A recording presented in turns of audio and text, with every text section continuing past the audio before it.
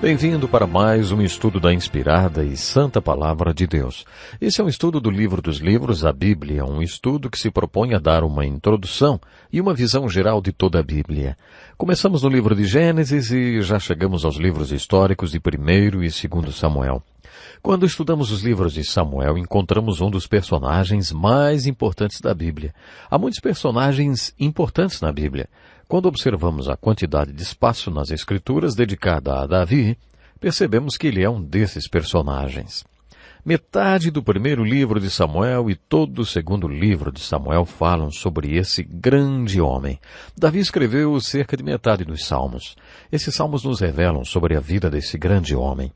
Considerando-se o número de páginas das Escrituras, que contam a história de Davi, sem dúvida, ele é um dos grandes homens de Deus na Bíblia. Já vimos alguns desses capítulos sobre a vida de Davi. Vimos Davi pastor de ovelhas, conhecemos o Davi músico, o guerreiro, o fugitivo e finalmente o rei Davi, ou seja, o Davi rei. Mas quando chegamos no capítulo 11 de 2 Samuel, vimos que ali começou um período terrível na vida de Davi. A Bíblia descreve em detalhes esse capítulo tenebroso da vida de Davi. Devemos observar atentamente o capítulo Davi o Pecador. Quando estudamos Davi o Pecador, em nosso último estudo, fizemos a seguinte pergunta: como um homem segundo o coração de Deus que realmente desejava fazer toda a vontade de Deus, que realmente era um homem de Deus, pôde cair? Vimos algumas características do pecado de Davi. A Bíblia não tenta esconder nada desse pecado. Davi cometeu o grande pecado do assassinato e do adultério. Davi traiu a lealdade de um grande homem chamado Urias. Ele tomou a esposa de Urias e depois o assassinou. Estudamos esse pecado de Davi e vimos que ele realmente havia pecado. Também vimos a causa do seu pecado. Como esse homem de Deus pôde pecar? Vimos que Davi pecou porque era um homem. Era homem, sim, e não há homem que não peque. Davi pecou porque saiu da vontade de Deus e também porque estava no auge do sucesso, estava vivendo em abundância. Você se lembra de todos esses alertas no livro de Deuteronômio? Quando entrar na terra e estiver em abundância, tome cuidado. É hora de ficar firme no Senhor porque vocês estarão vulneráveis. Davi estava vulnerável porque vivia em abundância. O poder do pecado o derrubou. Apesar do perdão de Deus, vimos também que Davi sofreu as consequências do seu pecado. Quando lemos a história do pecado de Davi em 2 Samuel, dos capítulos 11 ao 18, percebemos principalmente as consequências deles. E à medida que lemos sobre as consequências do pecado de Davi, vemos que nesse período sua grandeza ficou mais clara. Não quero dizer que Davi foi um grande homem porque pecou. É isso que devemos aprender quando estudamos a história do pecado de Davi e suas consequências. Davi mostrou sua grandeza nesse período de sua vida pela maneira como ele lidou com o pecado e como reagiu às consequências dele. Um dos objetivos desse estudo da Bíblia resume-se a uma palavra: correlação. Na introdução do curso disse que um dos meus propósitos, entre outros, era mostrar que os livros da Bíblia se relacionam e como há unidade na Bíblia toda. Uma das coisas mais interessantes do estudo da Bíblia é descobrir como seus livros se correlacionam e como se encaixam. Por exemplo, quando chegamos aos profetas, depois de ter estudado os livros históricos, percebemos que já conhecemos o contexto histórico no qual os profetas viveram, pregaram, sofreram e morreram. A literatura histórica também nos capacita a entender um dos maiores livros da Bíblia, o dos Salmos. Os livros históricos nos dão a perspectiva histórica dos Salmos, especialmente os de Davi. Essa literatura histórica nos fornece informações biográficas sobre Davi que nos ajudam a entender os seus Salmos. Os Salmos de Davi e o livro de 2 Samuel, do capítulo 11 ao 18, se encaixam perfeitamente, não apenas em 2 Samuel, de 11 a 18, mas especialmente nos Salmos escritos durante o período em que Davi sofreu as consequências do seu pecado. Aí percebemos que Davi mostrou a sua grandeza quando reagiu às consequências de seu pecado. Por exemplo, o Salmo 55 foi escrito quando Davi recebeu a notícia de que seu fiel amigo e conselheiro Aitofel aconselhara seu filho Absalão, que havia conquistado Jerusalém, a armar uma tenda no terraço do palácio e violentar todas as mulheres de seu pai, às vistas de todo Israel. Como você se sentiria se soubesse que seu melhor amigo fez o seu filho violentar a sua mulher, foi nessas circunstâncias que Davi escreveu o Salmo 55. Quando você lê o Salmo 55 sabendo desse cenário, pode então entendê-lo. Lembre-se que nesse mesmo período Davi escreveu o Salmo 23 e disse: O Senhor é o meu pastor, nada me faltará. Guia-me mansamente a águas tranquilas. O meu cálice transborda, não temerei mal algum. O homem que escreveu o Salmo 23 não passou a vida toda sentado ao lado de um riacho, ouvindo suas lindas ovelhinhas brancas berrando bé, bé. Ele não foi um homem livre de problemas, não. Davi tinha problemas terríveis. No Salmo 55 ele descreve como estava se sentindo. Ele disse: olha, estou agitado e ando perplexo. Eu sinto temor. Temor e tremor me apertaram, o horror me cobriu.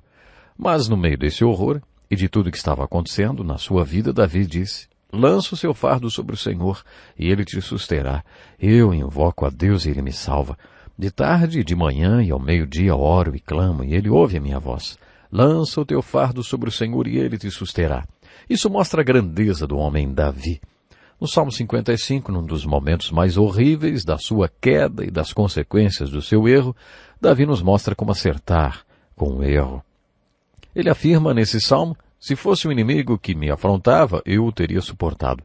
Mas era tu, homem meu igual, meu guia e meu íntimo amigo. Conversávamos juntos suavemente e íamos com a multidão à casa de Deus. Aitofel tinha sido como um pai para Davi. Quando Davi recebeu a notícia que tinha sido traído pelo homem que lhe era como um pai, e que esse homem planejou aquela atrocidade, ele escreveu o Salmo 55. Em 2 Samuel, dos capítulos 11 a 18, quase no final da narrativa, Absalão conquista Jerusalém, o que força Davi fugir para o deserto, para onde já tinha fugido quando jovem. Nesse momento, Simei o amaldiçoou. O general de Davi diz: por que amaldiçoaria esse cão morto ao rei, meu senhor? Deixa-me passar e lhe tirarei a cabeça. E Davi respondeu: deixa-o que amaldiçoe, pois o Senhor lhe ordenou. Enquanto Davi saía de Jerusalém, escreveu o Salmo 3, em que ele diz: Senhor, como se têm multiplicado os meus adversários. São muitos os que se levantam contra mim. Muitos dizem da minha alma: não há salvação para ele em Deus. Era isso que Simei dizia enquanto jogava pedras em Davi. Mas Davi diz algo no Salmo 3 que mostra que realmente era um homem de Deus. Mas tu, Senhor, és meu escudo, a minha glória, e o que exaltas a minha cabeça. Com a minha voz clamo ao Senhor, e ele me responde do seu santo monte. Quando Davi pensava no seu passado, lembrava-se dos milagres marcantes que viveu. Olhando para aquelas respostas de oração do passado, Davi tinha a confiança e a fé para confiar em Deus no presente e confiar a Ele o seu futuro. O que Davi fala no Salmo 4 também se encaixa nesse período de sua vida. Davi afirma que o momento é de tensão e angústia e afirma mais ou menos assim: muitas vezes não conseguimos dormir porque temos que tomar uma decisão que envolve fazer o que é correto. Nesse momento da sua vida, no meio da noite, quando não conseguia dormir, ele declarou: oferecerei sacrifícios de justiça e confiarei no Senhor. Farei o que é certo. Todos nós estamos rodeados de pessoas que buscam quem faça o bem, não apenas o que é conveniente. Quando elas veem alguém fazendo o que é correto e justo, não importando quanto isso tenha custado, são abençoadas e estimuladas a buscar a Deus por causa do que testemunharam. No Salmo 4, Davi resolveu oferecer sacrifícios de justiça e colocar sua confiança em Deus. Depois disso, ele teve paz e pôde dormir. Os estudiosos dizem que o Salmo 4 também foi escrito durante esse período em que Davi sofria as consequências do seu pecado. No Salmo 23:3, Davi diz: restaura-me a alma, guia-me pelas veredas da justiça, por amor do seu nome. Depois que o Senhor nos faz deitar e reconhecer que somos ovelhas e Ele é o pastor, nos levantamos outra vez. Tínhamos esquecido quem é o pastor e quem é a ovelha. É nesse momento que precisamos ser restaurados. Quando nos levantamos e assumimos o controle e tentamos fazer o papel de pastor, os pastos verdes ficam queimados, as águas tranquilas tornam-se turbulentas e o cálice que estava transbordante se esvazia. É nesse momento que precisamos ser restaurados. Como Deus nos restaura quando precisamos de restauração? Deus é muito prático. Davi coloca da seguinte forma: restaura minha alma. Como? Guia-me pelas veredas da justiça e retidão, por amor do seu nome. O que você acha que precisamos fazer para vivermos um reavivamento, uma renovação? Para muitas pessoas é necessário ir ao culto da igreja, apertar a mão do pastor e dizer: quero viver um reavivamento. Talvez seja necessário um pouco de oração. Realmente isso está incluído no processo, é muito importante. Mas para dizer a verdade, Deus é bem prático. Preste atenção. Você precisa ser restaurado e é assim que eu gostaria de restaurar você. Ande no caminho da justiça durante alguns anos. À medida que você andar no caminho da justiça, sua alma será restaurada. É isso que vemos na vida de Davi em 2 Samuel, nos capítulos 11 a 18. Davi tinha resolvido fazer o que era certo, tinha resolvido oferecer sacrifícios de justiça e confiar em Deus. Ele tinha se comprometido com Deus e por isso afirmou: andarei no caminho da justiça por amor do seu nome. Depois disso, Davi andou no caminho da justiça por muitos anos. Enquanto Davi andou no caminho da justiça e foi disciplinado e sofreu todas as consequências do seu pecado, também recebeu de Deus a graça necessária para fazer o que era reto. Quando Davi respondeu à disciplina de Deus e a todas as consequências do seu pecado, Deus restaurou a sua alma. Davi foi rei durante 40 anos. Depois de 16 anos no reinado, ele pecou. Depois do pecado, Davi voltou a andar no caminho da justiça e então Deus restaurou sua alma e também o seu reino. Deus o colocou novamente no trono e Davi então reinou como o melhor rei que Israel já teve por mais de 24 anos. Quando estudamos 2 Samuel, dos capítulos 11 a 18, aprendemos que Davi passou um ano inteiro escondendo seu pecado. Esse deve ter sido o pior ano da sua vida. Podemos até concluir que durante todo esse ano Davi não orou. Durante esse ano ele também não pregou a palavra de Deus. Durante todo esse ano ele não louvou a Deus nem dirigiu seu lindo coral e orquestra de levitas. É provável que Davi sequer tenha ido à tenda de adoração, apesar de ter sido sempre esse o seu costume diário. Espiritualmente, Davi estava impotente e a sua capacidade para governar como rei estava prejudicada. Uma vez, vi um mosaico com o desenho de um herói sobre um cavalo branco. Embaixo do mosaico havia a seguinte inscrição: eu tenho a força de 100 homens porque meu coração é puro. O contrário também é verdadeiro. Quando há pecado na vida de um homem de Deus, esse homem torna-se espiritualmente impotente e sua liderança torna-se fraca. Seu cajado de pastor se quebra. Ele não tem mais poder para servir a Deus como líder de seu povo, porque os líderes de Deus lideram através do exemplo. Durante o ano em que encobriu seu pecado, Davi experimentou tudo isso. Mas quando o corajoso profeta Natã acusou Davi e o confrontou com o seu pecado, Davi nos mostrou como acertar com o erro. Ele confessou e se arrependeu.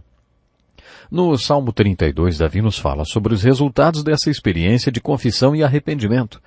Dizem que os detalhes não são o assunto mais importante para se falar das experiências espirituais. Observe as experiências espirituais dos homens de Deus na Bíblia. Os detalhes dessas experiências variam muito e são muito diferentes. Mas preste atenção em um ponto. Os resultados de suas experiências são semelhantes. O que Davi está nos falando no Salmo 32 é resultado da sua confissão e de seu arrependimento. Ele coloca da seguinte forma: como é feliz aquele que tem suas transgressões perdoadas e seus pecados apagados. Como é feliz aquele a quem o Senhor não atribui culpa e em quem não há hipocrisia. Enquanto eu mantinha escondidos os meus pecados, o meu corpo definhava de tanto gemer. Pois dia e noite a tua mão pesava sobre mim, minhas forças foram se esgotando como em tempo de seca. Então reconheci diante de ti o meu pecado, e não encobri as minhas culpas. Eu disse: confessarei as minhas transgressões ao Senhor, e tu perdoaste a culpa do meu pecado. Portanto, todos os que são fiéis, orem a ti enquanto pode ser encontrado, quando as muitas águas se levantarem, elas não os atingirão.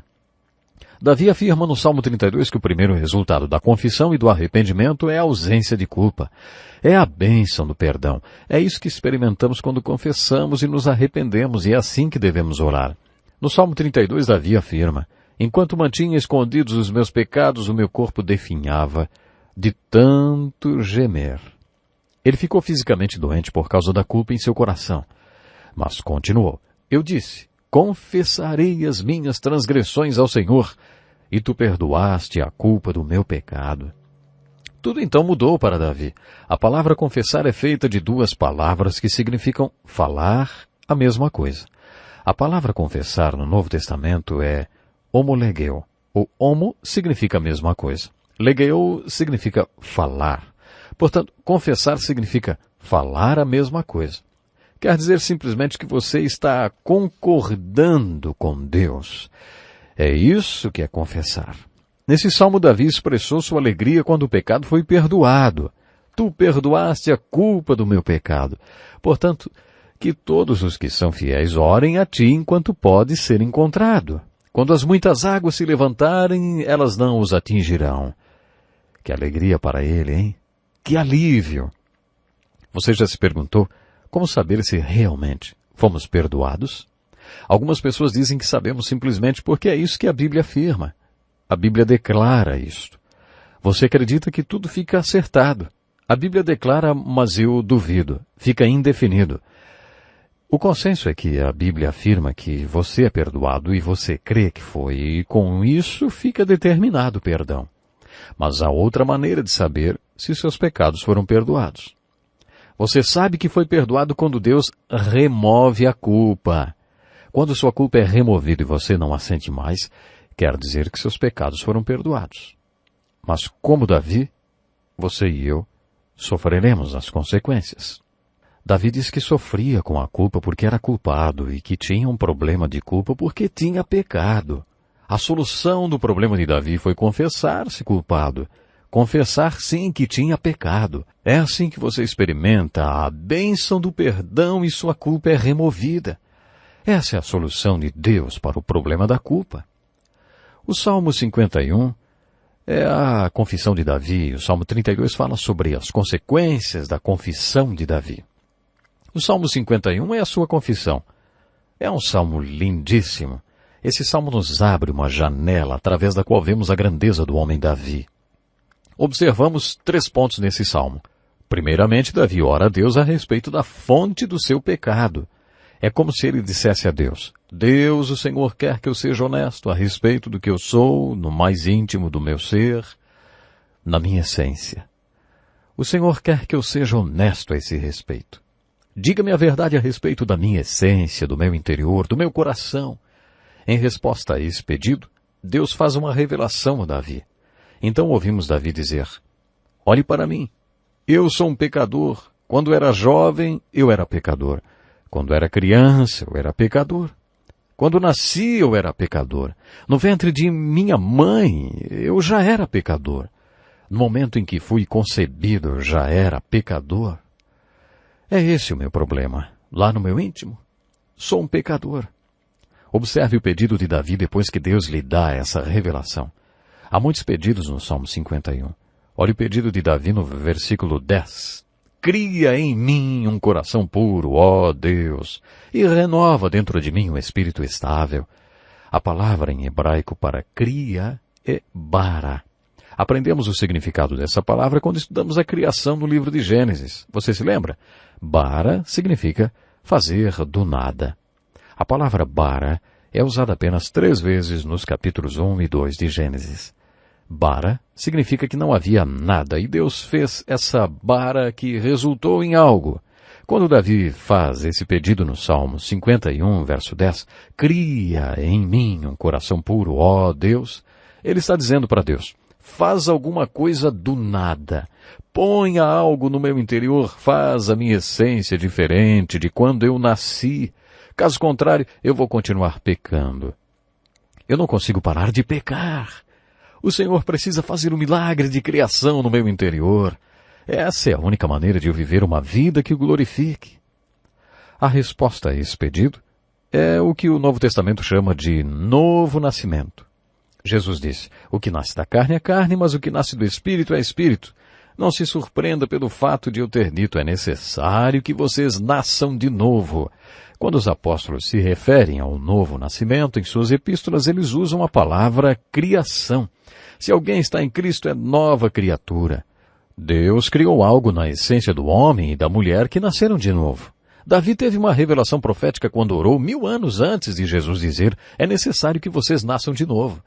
Observe também o que motivou Davi a querer essa restauração. Ele diz: então ensinarei os teus caminhos aos transgressores, para que os pecadores se voltem para ti. Lembre-se que Davi era o pregador de uma grande congregação e amava a palavra de Deus. Ele meditava na palavra de Deus dia e noite e amava pregar. Amava ensinar e a cantar a palavra de Deus. Ele amava conduzir a adoração ao Senhor. Por isso Natã sabia que havia alguma coisa errada com Davi. Provavelmente ele não fez nada disso durante todo aquele ano. A restauração de sua alma possibilitou voltar a fazer todas essas coisas. No Salmo 51, Davi não tem dúvida de que Deus iria restaurar sua alma e derramar todas essas maravilhosas bênçãos espirituais. Preste atenção ao final do Salmo, onde em sua oração Davi demonstra ter uma revelação incomum. Ele diz: não te deleitas em sacrifícios, nem te agradas em holocaustos. Você se lembra que, quando estudamos o tabernáculo, dissemos que os israelitas levavam um animal para a tenda de adoração e o ofereciam como um sacrifício pelos seus pecados? O tipo e a quantidade de animais dependiam do grau do pecado e também da situação econômica deles. Davi sabia que ele tinha condições de levar um rebanho inteiro para o tabernáculo, mas também sabia que Deus não queria que ele fizesse isso. Davi disse: os sacrifícios que agradam a Deus são um espírito quebrantado, um coração quebrantado e contrito. A palavra contrito significa extremamente arrependido do pecado. Davi está dizendo que o Senhor quer uma revolução no seu interior e não apenas uma atitude externa. É isso que o Senhor quer.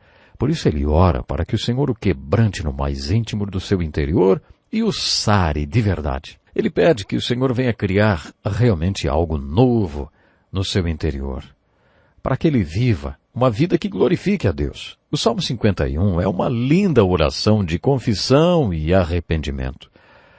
Vou falar mais uma vez. Se você pecou e não sabe como confessar o seu pecado, se você precisa que uma nova alma seja criada no seu interior e não sabe o que fazer para que essa restauração aconteça, leia o Salmo 51 e faça desse salmo a sua oração de confissão e de arrependimento.